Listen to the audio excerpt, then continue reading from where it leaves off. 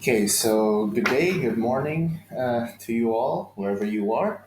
So today I would like to describe an app I created. Well, describe is literally part of the title, part of the app's name. Describe it, and I did this in class, and this used the framework called Addy to build the app. So we're going to explore all five parts of the framework. So the first part, A, is analyze. So my focus was who did this? Who is it for? Analyze. I went to a middle school and I had some A1 to A2 level middle schoolers.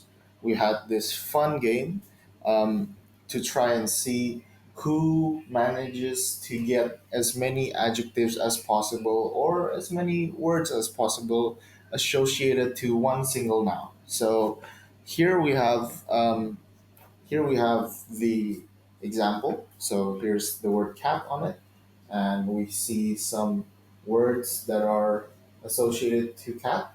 So this one had five. The average student was able to do seven in 1 minute.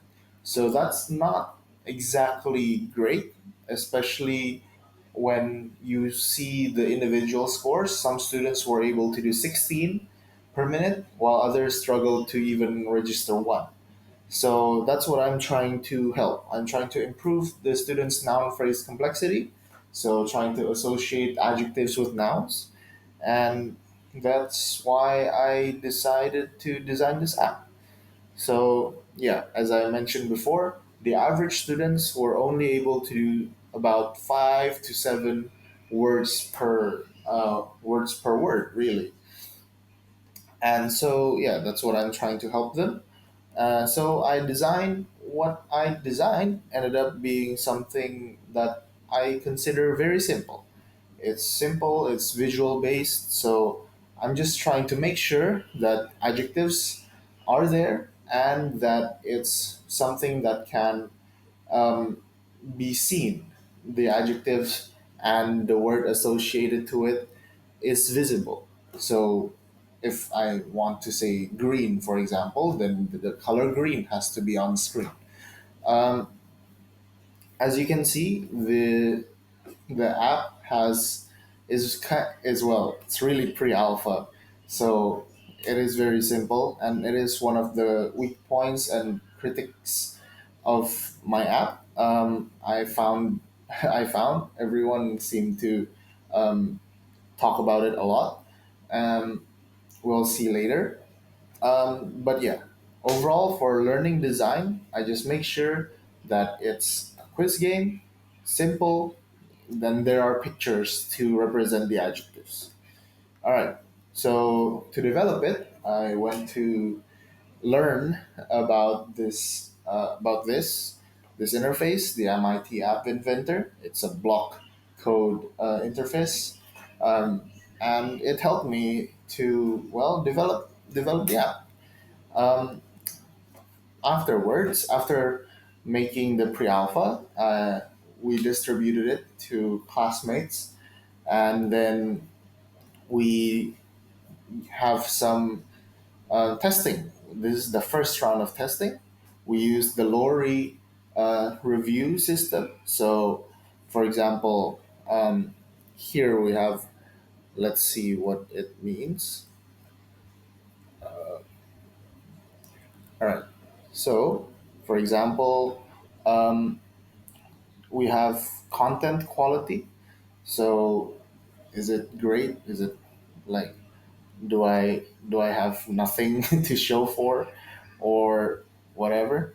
As you can see, the thing that people most often talk to me about is about the presentation design. It has a three, a three, and a four, so it doesn't really stand out at all. Which honestly, their feedback is very well warranted. After all, I say that the subjects for this matter are middle schoolers, and well, if it's not a shiny new toy, then I might as well never release it to public. Like, they will never be interested in it. So yeah, I understand what they're going for. Another thing that is mentioned a lot is feedback. Feedback, visual, audio stimulus, giving learners this feel that the app is talking to them. Yeah, something that I have to learn more. Um, One of the qualitative or, well, yeah, the descriptive part of the review gave me a feedback that there should be a learn segment talking about dictionaries. Um, so the adjectives have their definitions and all that. Well, as was seen in the previous slide, I actually am currently working on that. See, there's the learn. But yeah, as for the visual design, it is a bit more, how would I say it? Bit more challenging. Um, and yeah, I know that it's like, oh, it's not that challenging, but some for me, it's a bit more challenging. Um, Also, second chances is another thing that I need to learn first before I actually can implement it into the app for the game. So yeah, um, the next step after developing the app is implementation. So I asked the teacher of the middle school that I went to distribute the game, or more like we asked them for their emails and then put it in Google Play Store's testing site. And then, yeah, it's a complicated process, um, which, yeah, I'd say is a major flaw, a major weakness of this entire program. Um, and so, to make sure that other students or other people can get the chance to review it, I've also had some pre service teachers review it. So, having college students giving me insights on what can be done. This is outside of my classroom. And then also lecturers. Other lecturers can tell me, like, oh, what can be done to improve this in the classroom, to be implemented in the classroom. So after that, after they tried it out, tried the app, um, I gave them a review system scale. So to evaluate it, this one is called the LOESS. So it's the Learning Object Evaluation Scale for students. It was designed by Kay and Knack in 2008. So for this construct has three main variables: learning, quality, and engagement. And it has been tested for validity and reliability using exploratory and confirmatory factor analysis. So making sure that it's theoretically sound. And then further after that, it has been tested statistically with a Cronbach alpha value of about zero point 0.7, zero point 0.8, making it very reliable. Uh, so yeah, zero point 0.7 is the cross mark for reliability. So yeah, 0.78 to 0.89 is reliable. Okay, so that's for the quantitative side that I will show later. But first, I want to show the qualitative side. So the qualitative side, there are a total of 13 people who answered, who gave their opinions on what I had. So again, the feedback I get the most is that I need to make sure that it has more feedback. So may it be audio, may it be visual, may it be just saying, "Hey, you got it right. Hey, you got it wrong. You want to try again." All those kind of feedback. I still need to learn how to loop back the pages that are wrong. That's quite a list to build, honestly.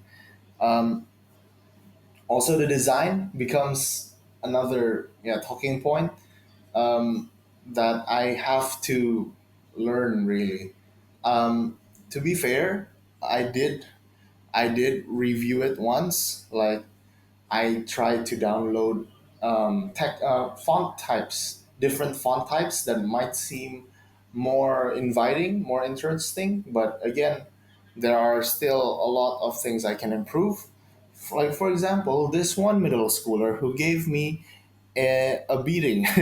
I think that the middle schoolers were more brutal than the college students and lecturers. It's like she's I don't know. They said, in my opinion, add more topics so it's much more fun to play and learn more about some random stuff and makes us understand English more. Could also add a fun game like listening and pronunciation so you can help others with their pronunciation while playing. At the end of playing, listening, and pronunciation, add feedback, advice, help them on their pronunciation and improve it. Maybe add a multiplayer feature so we can compete with friends and earn in game currency to spend it on something or boost. You can figure this one out. Can I?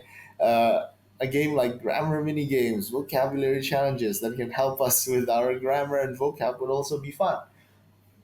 Honestly, that's a fair point. Also, honestly, I I don't know. I'm not that passionate into programming. Um, but hey, you see these students have a lot of expectations. That's the reality of it. When you want to build something, you want to build a learning app, you can't just go half-heartedly. Students have a lot of expectation for what it can be and what it can do. So yeah, I think for me, if it's an individual project, I'm not saying this is the best I can do, but it's definitely with the amount of other activities I have as a college student. This I cannot do this to that extent. I'll need a team. Uh, but yeah, I I might be interested in moving forward and taking some of these advices. Um, who knows? I can use them in my classroom in the future, right? Um, talking about that, we'll see later. Um, and so that being said, here are some of the more quantitative here are some of the more quantitative parts of the evaluation. So as you can see, for it's a Likert scale out of 5. So most of the answers are in the high fours, almost 5 on average. It's 13 people, so technically it's not. I would say that if you load the factors, it's not gonna be that great. But through the previous researchers' internal testing, it should be fine. Uh, but yeah, most of them show signs that it's not a bad app. Things that I need to improve still remains to be feedback, and well, because it's visually not pleasing and other features that are missing. So engaging, it's not as engaging as people might expect to. That being said, um, this simple app, I'd say it can work and it can be used in a lesson, an actual lesson. So here are 4 ideas I have, each one for what I'd say different stages of learning in the classroom and even outside of the classroom. So it can be something, it can be stimulating no, not previous, the current topic. So for example, if the topic is about animals, well, it is currently the only thing that is available on the app. So if it's about animals, we can let the students play the game before any teaching goes on. So building the vocabulary list early, making them learn more about animals and the adjectives that comes with them, can also be used as a main activity. So it's part of the lesson plan as a whole. For example, in an hour, in a session, that is for an hour. Students can work on the quizzes. Um, After learning the adjectives, test if their knowledge holds true. They can also, like, if it's wrong, they can try to find out what the definitions are, and what things that you know are necessary for them to remember in the future. Yeah, that's where the learn feature would really function. So yeah, that's something that I am trying to develop for now and for the future. Or you can just use this fully as an assessment. So there are, like, currently 5 quizzes, and in using the app, it just record the results that the students get. They get like 9 out of 10, 10 out of 10. Even though, honestly, honestly, multiple choice for vocabs is a bit, how would I say it? Bit life or death, I would say. So yeah, I would kind of avoid doing it as an assessment. But hey, if you're a teacher and you feel like it's appropriate for your students, who cares? You do you, dog. And finally, as extra work. So the benefits of an app is that it's individualized learning, and students, they can bring their phones home. Thank God. Since this is an app, they can just download it and load it and play it, using it as homework. Well, in a sense, they can opt to not do it. Who knows? But yeah, that can be done too. So, in conclusion, what I think this app can do, um, honestly, we can think about thinking of it as a way to improve noun phrase complexity from the students. So, for example, get a writing pretest, and then use the app, and then make another writing again, 2 descriptive texts about animals, about dogs and cats. Um, you can also um, add a control group. Of course, you want to know about the impact, right? Um, so, yeah, potential research questions, or this one in this case, is how can using describe it in the classroom improve student writing or student noun phrase complexity, for that matter? So, an impact and risk. Well, an impact would, of course, that they know more adjectives, but honestly, one of the risks is app distribution, which, since this is pre alpha, yeah, it's kind of difficult. Google Play doesn't really make it any easy. So yeah, app distribution becomes a problem that should be tackleable. But yeah, for now, that is a problem.